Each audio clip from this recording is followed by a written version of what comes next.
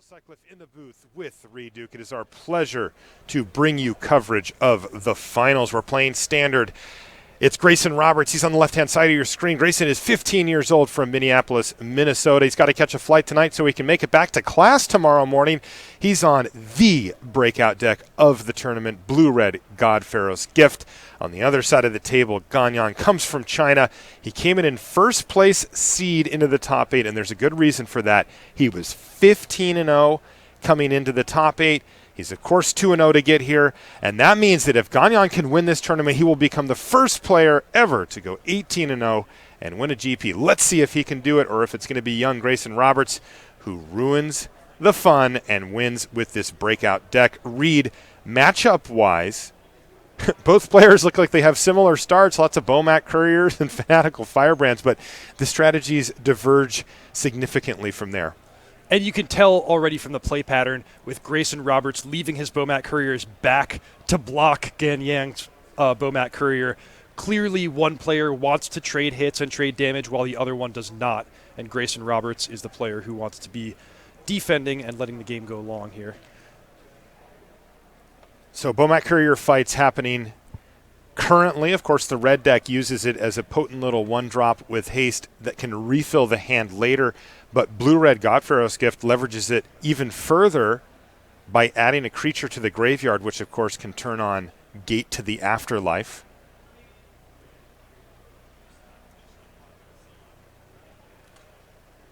And you see that Grayson has started to stock his graveyard, with creatures already.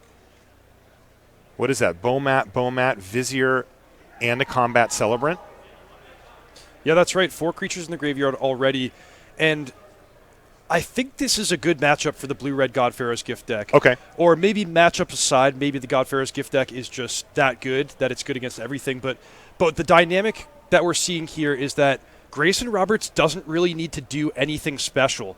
His deck is all 1 and 2 mana creatures, which means he's easily able to keep pace and throw stumbling blocks in the way of the mono-red player.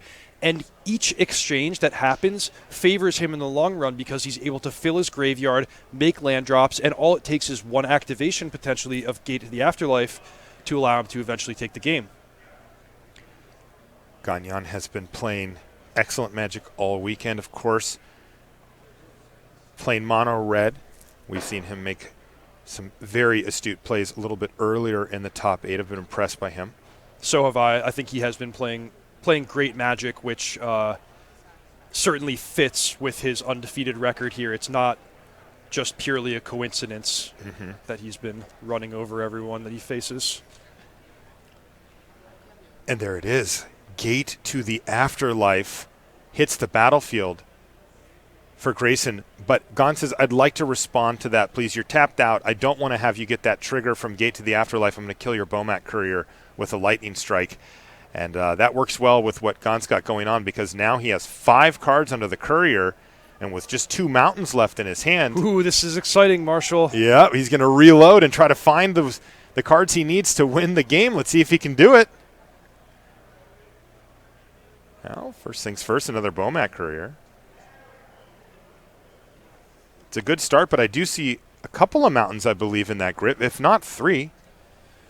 The key is that I do not see an Abrade, which is the card that Ganyan really needed if he wanted to beat the God-Pharaoh's Gift combo, which we're going to see in action this turn. Right, and it does have sort of a combo finish. Of course, it can just grind you down with God-Pharaoh's Gift as a value card.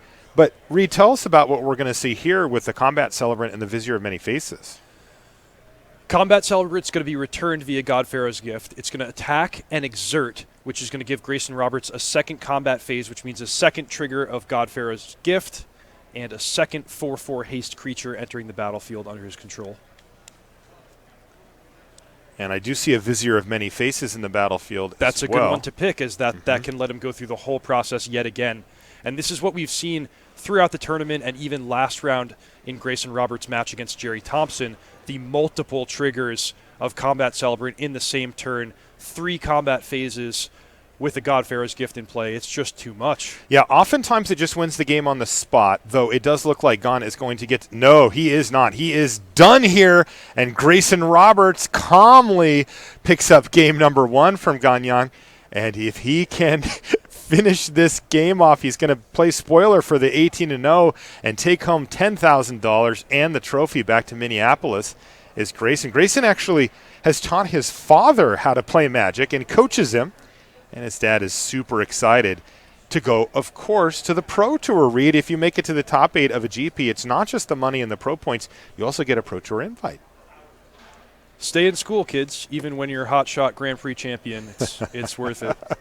Like I said, Grayson is getting on the flight tonight so he can be back at school tomorrow morning. You think he's going to bring all that money into class with him?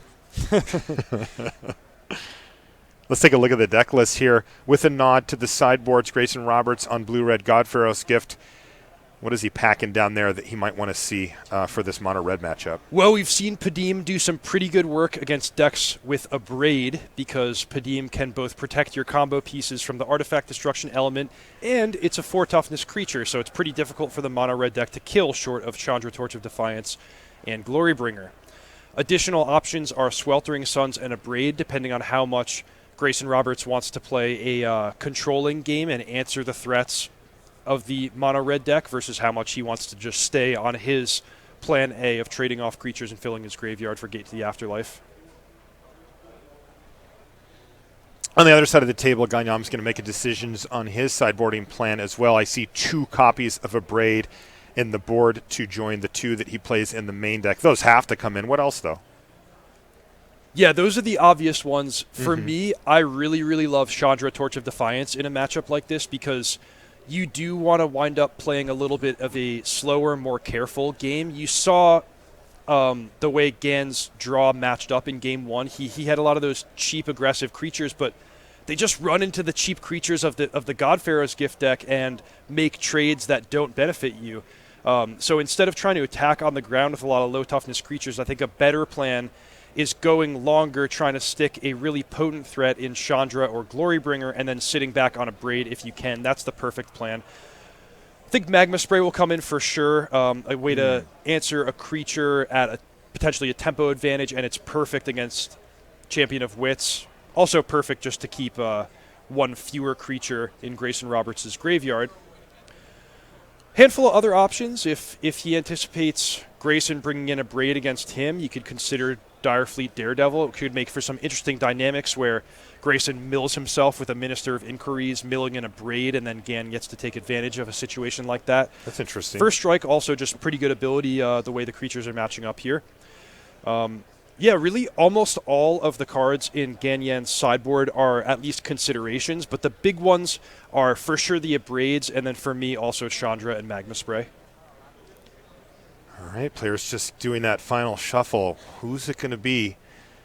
15-year-old Grayson Roberts. I talked to Maria earlier. Maria, of course, also from Minneapolis, and she says she sees Grayson at all the local events. His dad brings him out, and they battle. A moment ago, we complimented Ganyan's play throughout the day, but Grayson Roberts has also been playing quite well. He seems to know his deck extremely well. I like his poise in high-pressure situations, and I can't really say enough good things about him. Seems to be really promising young player. How is he so calm? Look at him, he's smiling. I don't know. I'd be so nervous. I guess he's having fun is the key. Yeah, that is a key.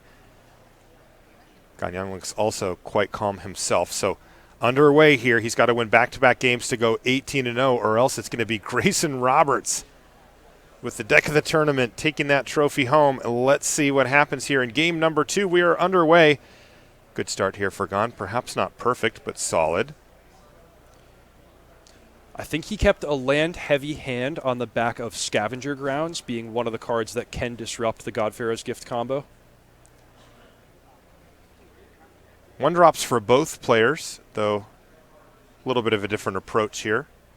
Minister of Inquiries hits the battlefield for Roberts, and that is going to hold back the Fanatical Firebrand. Also, no play here for Ganyan. Wow, Marshall, traditionally in Magic, when you see the aggro deck first pass the turn without attacking, that's a real disaster scenario. That signals the game turning around.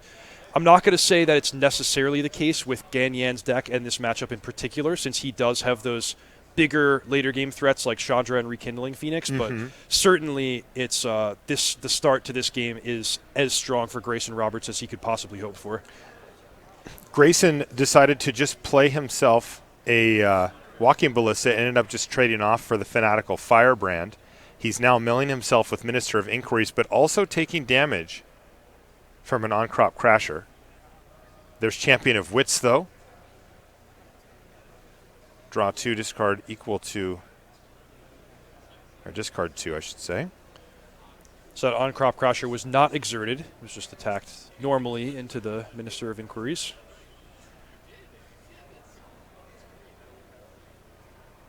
Wow. That is 5 out of 6, I believe, for Grayson Roberts. So it's getting tight for Gan. He has this one-turn window to deploy a threat before he's going to have to start sitting back on a Braid and Scavenger Grounds. The reason for that is it costs 5 mana to both cast and activate Gate to the Afterlife in the same turn. So this here a key turn for Gan to develop his board before he's going to have to start playing very carefully. On-crop Crasher does get exerted this time, targeting Champion of Wits and asking Grayson Roberts if he'd like to go for a chump block. And he is going to do that and then activate it to mill. Surely he'll be up to the 6 creatures here. Now, we haven't seen Gate to the Afterlife out of Grayson quite yet, but he in fact hits 2 creatures, so he is well clear, especially when you include the Minister of Inquiries. This is where Gagnon wants to just slam a 4-drop. Pick it. There you go. Rekindling Phoenix hits the battlefield for Gan. He's going to pass the turn back. And like you said, Reed, this is a window where Grayson cannot fully punish him for being tapped out and leaving that Scavenger Grounds unavailable. But what he can do is set up for next turn. Remember that he doesn't yet know about the Scavenger Grounds in Gan's hand. Gan has done a nice job with information management in that sense, playing out his less relevant lands sooner so that Grayson perhaps will plan around activating the gate on turn 5, but he might not be able to do that if Gan decides to pop the desert here. Unexerted becomes the on-crop Crasher, and there it is, Scavenger Grounds on the battlefield. That was after Grayson Roberts used Trophy Mage to go find Gate to the Afterlife and put it in his hand, threatening a land next turn to cast and activate it. But now Gon says, well, that's not going to be quite as good for you, my friend. We've got Scavenger Grounds.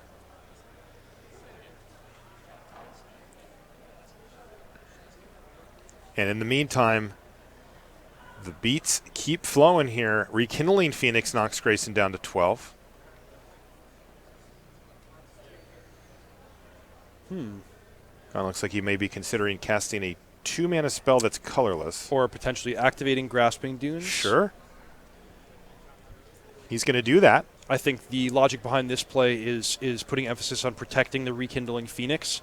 He doesn't want it to die to an Abrade plus a Fanatical Firebrand. He must figure that having a big flying attacker plus the Scavenger Grounds is getting close to checkmate in this matchup, as he's going to win over the course of 3 turns and simultaneously prevent Grayson from doing the same.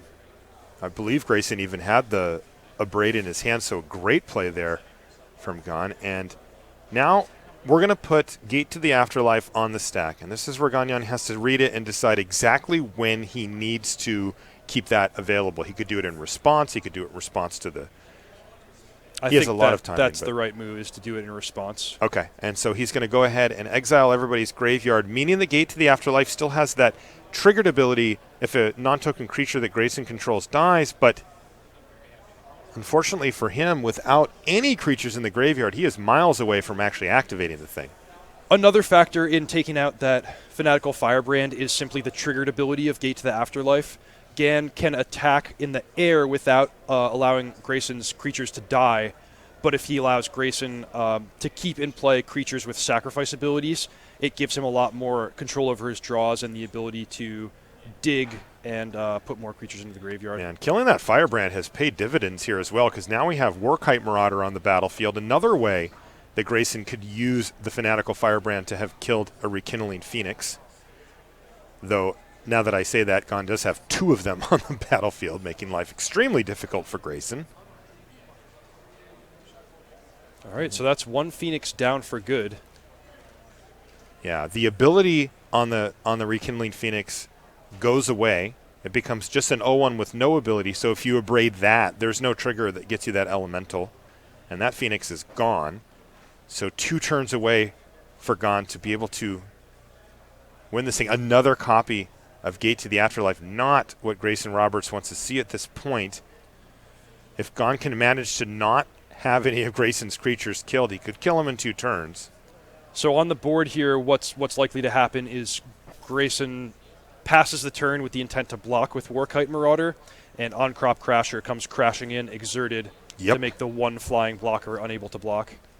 And that is a key here, because if Ganyang were to use a removal spell to kill the Warkite Marauder, that would get Grayson life.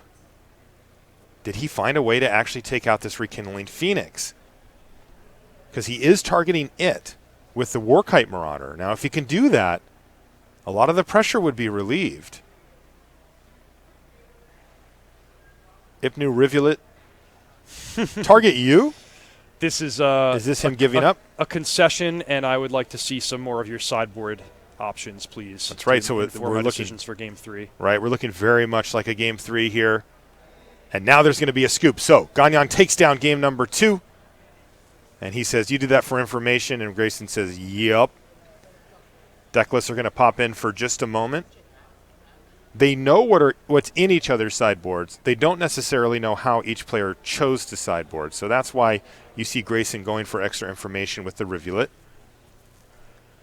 Oh boy, game 3 incoming here. Ganyang, I still can't believe it, on the verge of an 18-0 end-to-end historical run here at this GP with only Grayson Roberts standing in the way. This is a pretty special match, Marshall. In one sense, every Grand Prix Finals is going to be special, but this is actually someone potentially about to do something that has never been done before in the history of Magic. We have, 40 Grand Prix per year. Mm-hmm. It's never come up that someone has completely run the tables 18-0. It's worth noting that there have been players go with no losses. That actually happened not that long ago. It happens sometimes when they get a draw. Yeah. Yeah. So, for example, 14-0-1, 13-0-2, and then win the top 8. There's also a legend that John Finkel once won every match in a Grand Prix, but it was before recorded history, so we can't really... there might be some mention of it in the Dead Sea Scrolls. It was before civilization had the ability to record such things? Yeah, and also... Wow. For the one thing that's certain about it is it was in the days when Grand Prix were smaller and didn't have the full 18 rounds, so it was probably something like 16-0. Okay. So amateur hour, basically. I wouldn't say that. Well, you just did, buddy. Yeah, certainly not in the modern era of Grand Prix. Have we ever seen a run like this? We've seen close. We really have.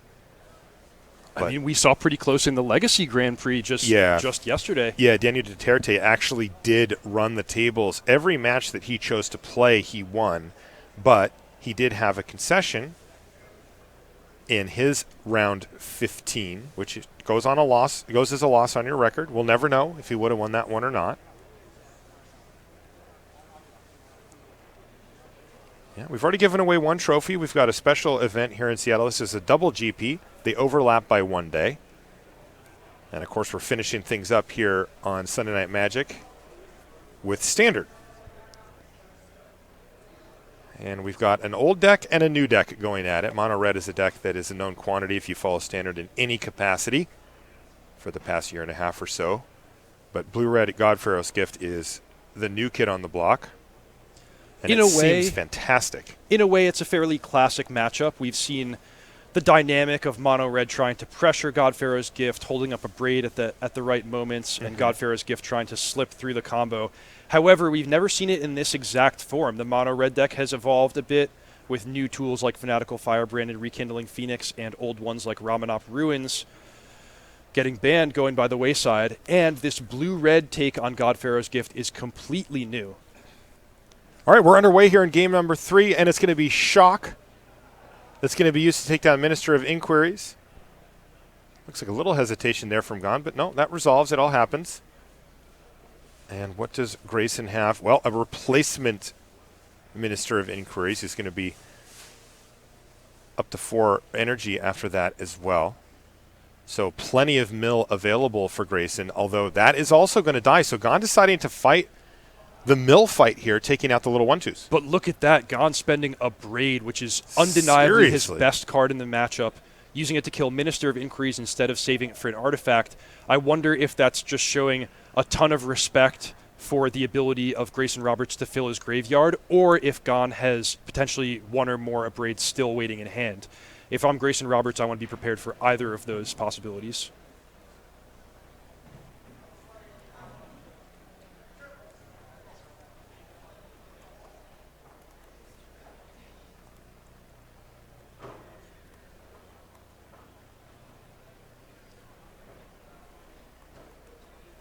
So here's a Bomat Courier on defense, and I do see yet another copy of a Braid in Ganyan's hand, but this time he's choosing to be a little bit conservative, not going to burn the creature and get in the 1 point with Bomat Courier. He's going to settle in for a longer game.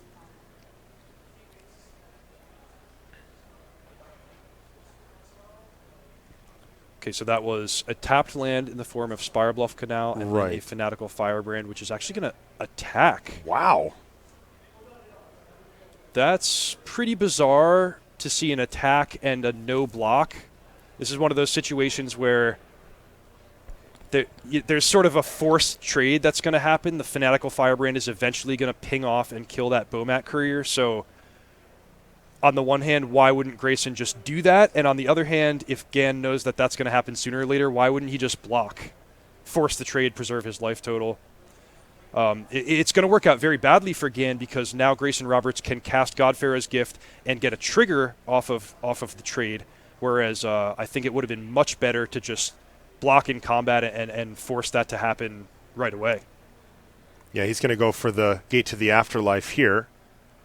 Boy, I think this is a complete disaster for Gan that he didn't block, and Grayson made what turned out to be a profitable play in attacking, but I wouldn't have risked it. I mean, if you could rewind the game, I think it's better for Grayson to just not even put that creature into combat. It's too important. Well, things seem to have worked out for him here. How many creatures in the graveyard now? 3, right? Yeah, 3 with Gate to the Afterlife. Nearing the ready, though Gan does fight back here with the Rekindling Phoenix. But Grayson at a cool 20, and now he's going to play Champion of Wits. So if he finds Walking Ballista, it's possible for him to go off this turn? Yes. Or even a Fanatical Firebrand. He needs to discard 2 creatures and then find a way to get 1 more in the graveyard. He has 2 mana available. If he has to spend another one on something like Fanatical Firebrand, he'll need an untapped land. But there are definitely possibilities where the game and the Grand Prix end this turn, Marshall. Let's see what Grayson finds with that champion. Looks like they have a life total discrepancy here. Grayson pointing to the Gate to the Afterlife. But he still has to discard here, right? To the champion? Correct. They're getting the game state straightened. Then Grayson Roberts is going to finish resolving his ability.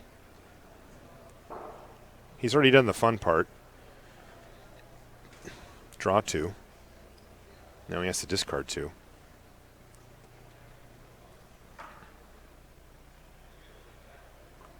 Paralands are going to hit the graveyard here for Grayson. So that's a huge outcome here. If you're Ganyan, you have to be just thrilled that there's now 3 creatures in the graveyard instead of 5, or potentially could have died that turn. He's got to be breathing a sigh of relief. So Ganyan, perhaps a ray of hope for him to keep this 18-0 dream alive. And right now, it's going to start writing on Rekindling Phoenix, so Grayson's going to immediately block up to 4 creatures in the yard, and he gets to and it was a Combat Celebrant. And here we have the exact sequencing of the previous turns playing a big role. As I mentioned, when you see Gan spend the Abrade pretty aggressively on turn 2, it should be perhaps ringing bells that he might have a second in his hand. However, Counteracting that is the fact that Ganyan tapped out on a few crucial turns for Rekindling Phoenix, not abrading the gate to the afterlife right away.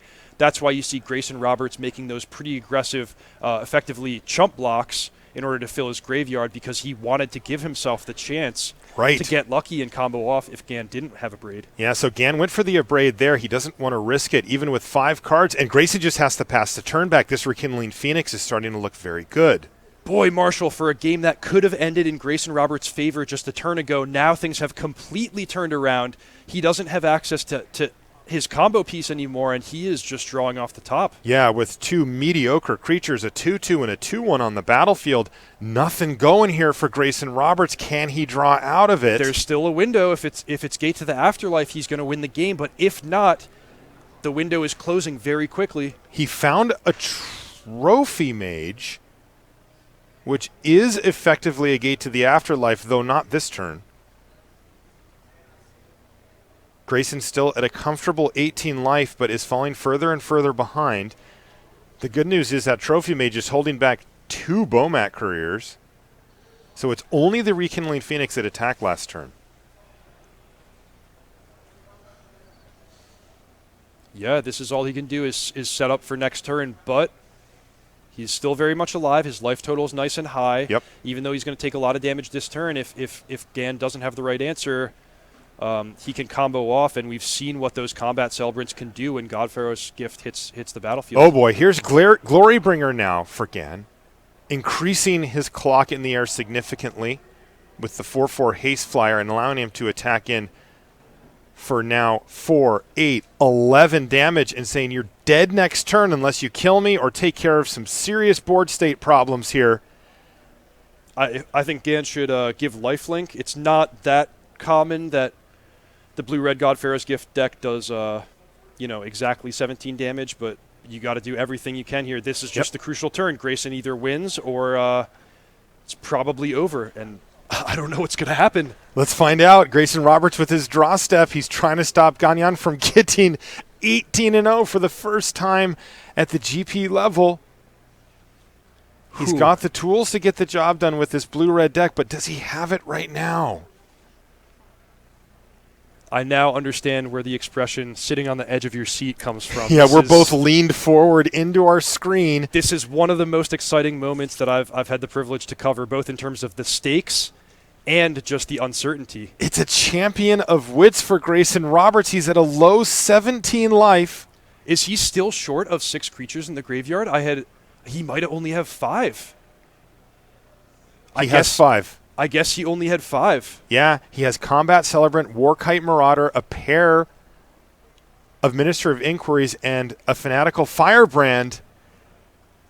This one may have fallen apart on young Grayson Roberts. He passes the turn back to Ganyan. Can he do it? 18-0 on the line. He activates Aethersphere Harvester, attacks for everything in the air, and he's done it!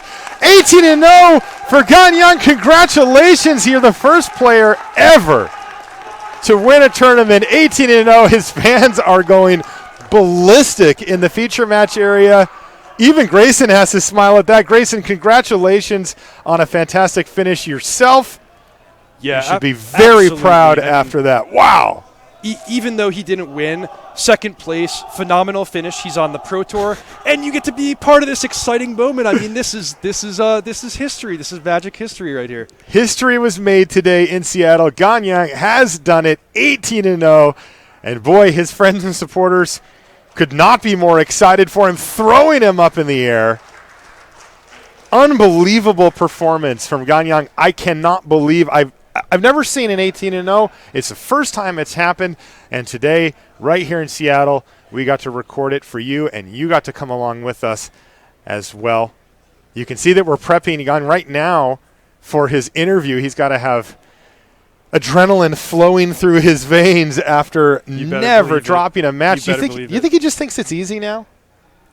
I don't know. Maybe we can ask him. He definitely played a lot of close, tough matches. That it wasn't smooth sailing. It's not like he completely ran over everyone. He had to work for it. Yeah, I mean, even in that last match, there was a point there where he just had to hold his breath. Two windows, two turns, in fact, where he could have lost the game given particular draw steps from Grayson. I didn't realize that he was still short one creature, but even then, a walking ballista off the top would have allowed him to potentially win the game. All right, we've got the man of the hour down in the feature match area. Let's have a word with our our GP champion, 18-0, Ganyan. Congratulations! I can't believe you did it. You didn't lose one time. Oh, thank you.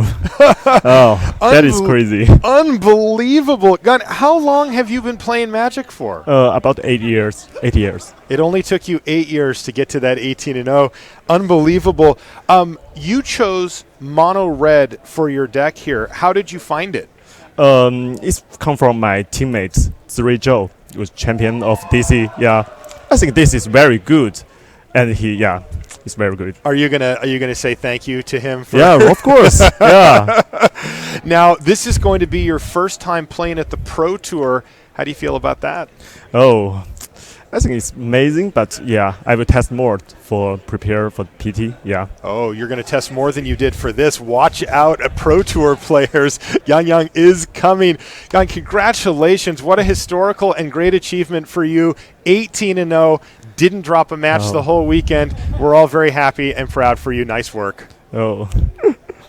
Great jobs.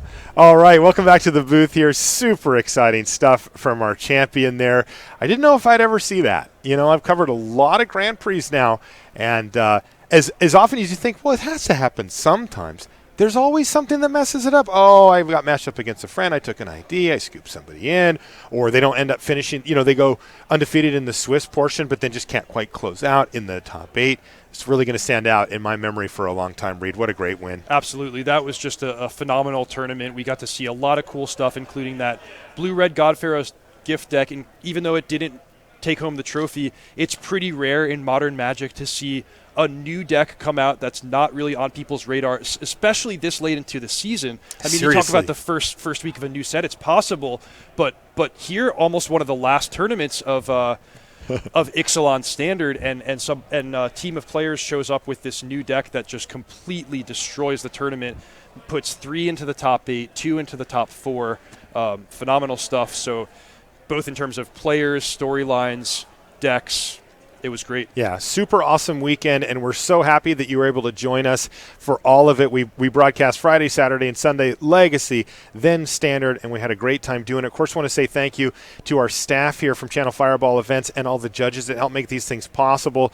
Anybody who's been in one of these tournaments knows they don't run without the staff. Extremely helpful, so thank you to them. Also, of course, I want to say thank you to you for joining us, as it was fantastic having you along for a full 3-day weekend here, Friday, Saturday, and Sunday from Seattle. It's a tournament I will not be forgetting anytime soon. Now, as far as the next broadcast goes, we're going to be in Hartford next weekend, so you're not going to want to miss that. It is modern, everybody's favorite format to watch, and we're going to be bringing you that live. Reed, are you going to be there? I'm going to be there competing, yeah. You're going to be playing? It's been a while since I've actually sleeved up cards for a Grand Prix tournament, but next week in Hartford, it's relatively local for me. I'm an East Coast player, and I'll be in the trenches. That's awesome. So you're going to get a chance to see some of your favorite players like Reed Duke battling it out at the modern level. Now, hopefully we'll see you there. So for Reed Duke and everybody else on the coverage team, Marshall Selk saying, we'll see you next time.